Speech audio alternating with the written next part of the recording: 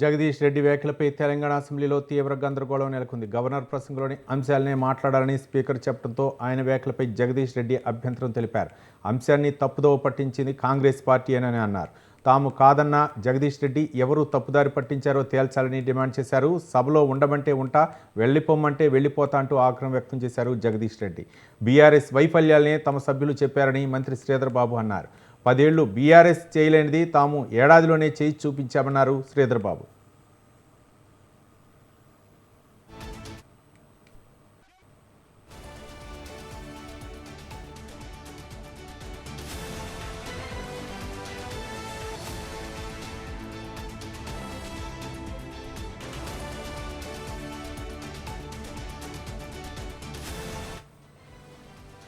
BRS సభ్యులు అసహనానికి గురి కావద్దని స్పీకర్ గడ్డం ప్రసాద్ హెచ్చరించారు. సభా సంప్రదాయాలను పాటించాలని, విరుద్ధంగా వ్యవహరించవద్దని స్పీకర్ సూచించారు.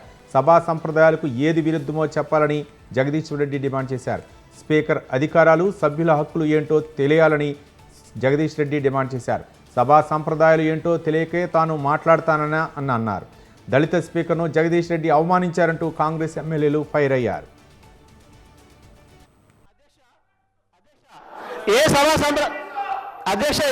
సంప్రదాయానికి నేను విరుద్ధంగా మాట్లాడినా మీకు చెప్తే తర్వాత మాట్లాడదు అధ్యక్ష.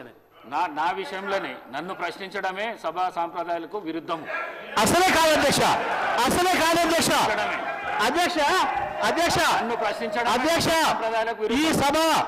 ఈ సభ మన అందరిది. ఈ సభ మా అందరికి సమానమైన హక్కులు ఉన్నాయి. మా అందరి తరఫున మీరు పెద్ద మనిషి మాత్రమే ఆడ కూర్చున్నారు తప్ప ఈ సభ మీ సొంతం కూడా కాదు.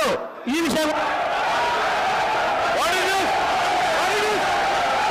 అధ్యక్ష అధ్యక్ష అధ్యక్ష వారు మాట్లాడిన ప్రతి పదం వెనుక తీసుకోవాల్సిందే. ఈ రోజు చేరి దూషించిన సందర్భంలో వారు క్షమాపణ చెప్పాల్సిందే అధ్యక్ష, క్షమాపణ చెప్పాల్సిందే అధ్యక్ష. ఆంకారంతో మాట్లాడకూడదు అధ్యక్ష, క్షమాపణ చెప్పాల్సిందే అధ్యక్ష, క్షమాపణ చెప్పాల్సిందే.